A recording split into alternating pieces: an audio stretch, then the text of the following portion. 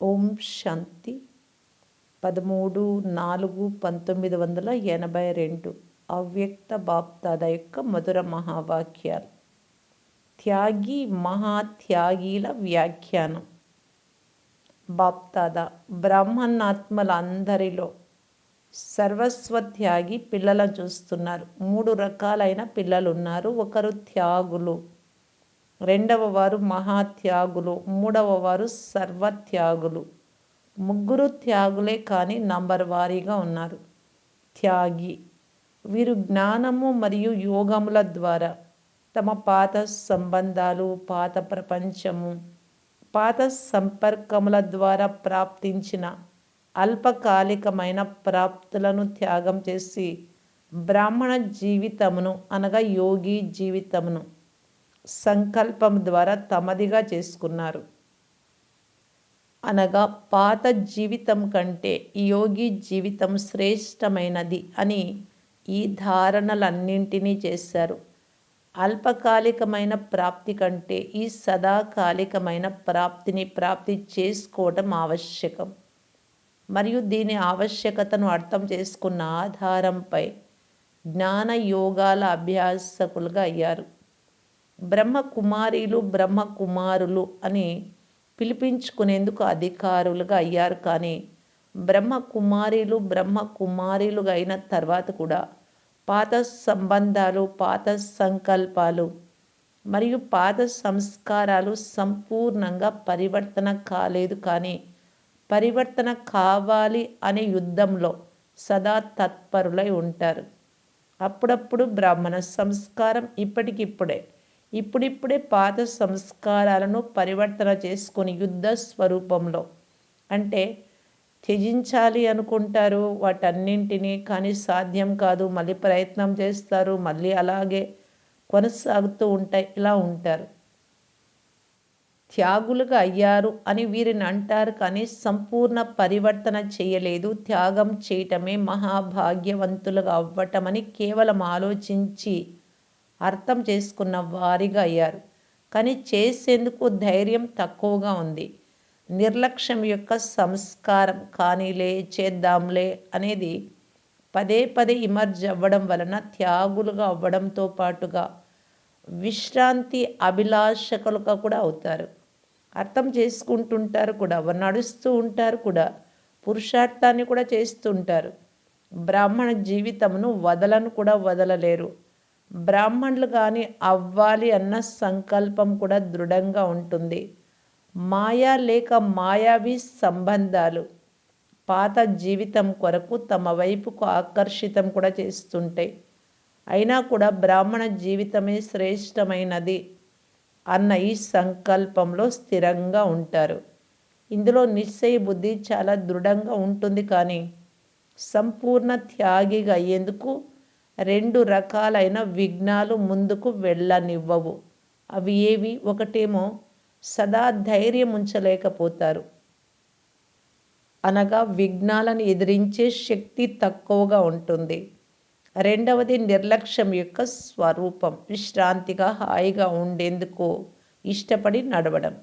చదువు, స్మృతి, ధారణ మరియు సేవ అన్ని సబ్జెక్టులలో చేస్తున్నారు, నడుస్తున్నారు, చదువుతున్నారు. కానీ నిదానంగా సంపూర్ణ పరివర్తన చేసుకునేందుకు శస్త్రధారి శక్తి స్వరూపం యొక్క లోటు ఉంటుంది. స్నేహిలే కానీ శక్తి స్వరూపులు కారు. మాస్టర్ సర్వశక్తివంతుల స్వరూపంలో స్థితులు అవ్వలేకపోతారు కనుక మహాత్యాగులుగా అవ్వలేకపోతారు. వీరు త్యాగి ఆత్మలు. ఇక రెండవది మహాత్యాగి. సంబంధాలు, సంకల్పాలు మరియు సంస్కారాలు అన్నింటినీ పరివర్తన చేసుకునేందుకు సదా ధైర్యము మరియు ఉల్లాసంలో ఉంటారు. పాత ప్రపంచం, పాత సంబంధాల నుండి సదా అతీతంగా ఉంటారు. మహాత్యాగి ఆత్మలు ఈ పాత ప్రపంచము మరియు పాత సంబంధాలు అన్నీ మరణించే ఉన్నాయి అని మహాత్యాగి ఆత్మలు సదా అనుభవం చేస్తారు. అందుకొరకు యుద్ధం చేయాల్సిన అవసరము ఉండదు. సదా స్నేహులు, సహయోగులు, సేవాదారి శక్తి స్వరూపపు స్థితిలో స్థితులై ఉంటారు. ఇంకేం మిగిలి ఉంటుంది? మహాత్యాగానికి ఫలస్వరూపంగా, త్యాగం యొక్క భాగ్యంగా మహాదాని మహాయోగి శ్రేష్ఠ సేవాధారిగా అవుతారు. ఈ భాగ్యం యొక్క అధికారమును అక్కడక్కడ విరుద్ధ నశా రూపంలో ఉపయోగిస్తారు. గత జీవితాన్ని సంపూర్ణ త్యాగం చేశారు కానీ త్యాగమును కూడా త్యాగం చేయలేరు. ఇనుప సంకెళ్ళనైతే త్రెంచేసుకున్నారు. ఇనుప యుగం వారి నుండి బంగారు యుగం వారిగా అయితే అయ్యారు కానీ అక్కడక్కడ పరివర్తన మనోహర జీవితం యొక్క బంగారు సంకెళ్ళలో బంధింపబడుతుంది. ఆ బంగారు సంకెళ్ళు ఏవి? నేను మరియు నాది, నేను మంచి జ్ఞానిని, నేను జ్ఞానస్వరూపాత్మను, యోగ స్వరూపాత్మను. ఈ బంగారు సంఖ్యలు అక్కడక్కడ సదా బంధనముక్తంగా అవ్వనివ్వవు. 3 రకాల ప్రవృత్తులు ఉన్నాయి. ఒకటి లౌకిక సంబంధాలు మరియు కార్యం యొక్క ప్రవృత్తి. 2 తమ శరీర ప్రవృత్తి. 3 సేవా ప్రవృత్తి. త్యాగులు లౌకిక ప్రవృత్తి నుండి దూరమయ్యారు కానీ దేహ ప్రవృత్తి అనగా తనను తానే నడిపించుకోవటం మరియు తయారు చేసుకోవడంలో బిజీగా ఉండడము మరియు దేహభానం యొక్క నేచర్కు వశీభూతమై ఉండడం మరియు ఆ నేచర్ కారణంగానే ధైర్యహీనులుగా అవుతుంటారు. తెలుసుకున్నాను కూడా అనుకుంటారు కానీ నా నేచర్ ఇది అని వారు స్వయం కూడా వర్ణన చేస్తారు. ఇది కూడా దేహం యొక్క ప్రవృత్తి. ఇందులో శక్తి స్వరూపులై ఈ ప్రవృత్తి నుండి కూడా నివృత్తులుగా అయిపోవాలి. దానిని చేయలేకపోతారు. త్యాగిని గురించిన విషయం వినిపించాం కానీ మహాత్యాగులు లౌకిక ప్రవృత్తి, దేహ ప్రవృత్తి రెండింటి నుండి నివృత్తి అయ్యారు కానీ సేవా ప్రవృత్తులు అక్కడక్కడ నివృత్తిగా అయ్యేందుకు బదులుగా ఇరుక్కుపోతారు. ఇటువంటి ఆత్మలకు తమ దేహభానం కూడా విసిగించదు. ఎందుకంటే రాత్రింబవళ్ళు సేవలో తన్మయులై ఉంటారు. దేహ ప్రవృత్తి నుండి అయితే దూరం అయిపోయారు. ఈ రెండింటి త్యాగముల భాగ్యముగా జ్ఞాని మరియు యోగిగా అయ్యారు. శక్తుల ప్రాప్తి, గుణాల ప్రాప్తి లభించింది. బ్రాహ్మణ పరివారంలో ప్రసిద్ధ ఆత్మలుగా అయ్యారు. సేవాదారులలో విఐపీలుగా అయ్యారు. మహిమలనే పుష్ప వర్షం మొదలైపోయింది.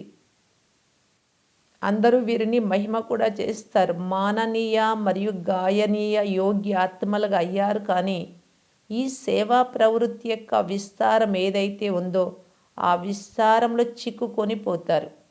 ఈ సర్వ ప్రాప్తులను కూడా మహాదానిగా అయ్యి ఇతరులకు దానం ఇచ్చేందుకు బదులు స్వయమే స్వీకరిస్తారు కనుక నేను మరియు నాది అనే శుద్ధ భావం అనే బంగారు సంకెళ్ళు తయారవుతాయి. మేం మా గురించి చెప్పడం లేదు, సేవ గురించి చెప్తున్నాము. నేను యోగ్య టీచర్ను అని నా గురించి చెప్పుకోవడం లేదు కానీ లోకులు నన్ను కోరుకుంటూ ఉన్నారు. మీరే సేవ చేయండి అని జిజ్ఞాసులు అంటారు. నేనైతే అతీతంగా ఉన్నాను కానీ ఇతరులు నన్ను ప్రియమైన వారిగా చేసుకుంటారు అని భావము మరియు మాటలు చాలా శుద్ధంగా ఉంటాయి. దీనినేమంటారు? బాబాను చూస్తారా లేక మిమ్మల్ని చూస్తారా? మీ జ్ఞానం మంచిగా అనిపిస్తుంది, మీ సేవా పద్ధతి మంచిగా అనిపిస్తుంది. మరి బాబా ఎక్కడికి వెళ్ళారు? బాబాను పరంధామ నివాసిగానే చేసేసారా? ఈ భాగ్యాన్ని కూడా త్యాగం చేయాలి. ఇందులో మీరు కనిపించకూడదు, బాబాయే కనిపించాలి. మహానాత్మ ప్రియులుగా తయారు చేయకండి, పరమాత్మ ప్రియులుగా తయారు చేయండి. ఇతర ప్రవృత్తిని దాటేసి ఈ చివరి ప్రవృత్తిలో సర్వస్వ త్యాగులుగా అవ్వలేదు, మహిమను స్వీకరిస్తూ ఉన్నారు. ఈ చివరి ప్రవృత్తిలో సర్వస్వ త్యాగులుగా అవ్వలేదు అని వీరినే అంటారు. శుద్ధ ప్రవృత్తి యొక్క అంశం మిగిలిపోయింది కనుక మహాభాగ్యవంతులుగా అయితే అయ్యారు కానీ సర్వస్వ త్యాగిగా అవ్వలేదు. మరి 2వ నంబర్లోని మహాత్యాగి గురించి విన్నారా? ఇక మిగిలింది సర్వస్వ త్యాగి. ఇది త్యాగం యొక్క కోర్సులోని లాస్ట్ సో సంపన్న పాఠం. చివరి లెసన్ మిగిలిపోయింది. దానిని మరలా వినిపిస్తాం. ఎందుకంటే 83లో మహాయజ్ఞమునైతే చేస్తున్నారు మరియు మహాస్థానంలో చేస్తున్నారు కనుక అందరూ ఏదో ఒకటి ఆహుతి అయితే వేస్తారు కదా. లేక హాలును తయారు చేసే ఏర్పాట్లనే చేస్తారా? ఇతరుల సేవనైతే చేస్తారు. బాబా ప్రత్యక్షత శబ్దమును ప్రసిద్ధం చేసేందుకు పెద్ద పెద్ద మైకులను కూడా తీసుకువస్తారు, బాగా చెప్పేవారిని. ప్లాన్ అయితే తయారు చేశారు కదా, కానీ బాబా ఒంటరిగా ప్రత్యక్షమవుతారా, లేక శివశక్తులైన మీతో కలిసి ఇరువురు ప్రత్యక్షమవుతారా? శక్తి సేనలో ఇరువురు అన్నలు అక్కలు వస్తారు కనుక బాబా పిల్లల సహితంగా ప్రత్యక్షమవుతారు. మైకు ద్వారా శబ్దము ప్రసిద్ధమయ్యేందుకైతే ఆలోచించారు, ఎవరైనా గొప్ప వ్యక్తిని తీసుకొచ్చి చెప్పించాలి అని. కానీ ఎప్పుడైతే విశ్వంలో శబ్దము ప్రసిద్ధమైపోతుందో మరియు ప్రత్యక్షత పరదా తొలగించబడుతుందో అప్పుడు పరదా లోపల ప్రత్యక్షమయ్యే మూర్తులు కూడా సంపన్నంగా ఉండాలి కదా. లేకపోతే పరదా తీసినప్పుడు కొందరు తయారవుతూ ఉంటారు, కొందరు కూర్చొనే ఉంటారు. ఇలాంటి సాక్షాత్కారం అయితే చేయించారు కదా. కొందరు శక్తి స్వరూపపు డోలును తీసుకుంటూ ఉంటారు, కొందరు కత్తిని పట్టుకుంటూ ఉంటారు. ఇటువంటి ఫోటోనైతే తీయకూడదు కదా. మరి ఏం చేయాల్సి ఉంటుంది? సంపూర్ణ స్వాహ, దీని కొరకు కూడా ప్రోగ్రాం తయారు చేయాల్సి ఉంటుంది. కనుక మహాయజ్ఞంలో ఈ బంగారు సంఖ్యలను కూడా స్వాహా చేయాలి. కానీ దానికి ముందు ఇప్పటి నుండే అభ్యాసం ఉండాలి. 1983లో చేస్తాము అని అనడం కాదు. ఏ విధంగా మీరు సేవాదారులుగా అయితే ముందు నుండే అవుతారు. సమర్పణ సమారోహం అనేది తర్వాత జరుగుతుంది. అలా ఇక్కడ కూడా సర్వస్వాహ సమారోహాన్ని 1983లో చేయండి. కానీ బహుకాలపు అభ్యాసం కావాలి. అర్థమైందా? అచ్చా.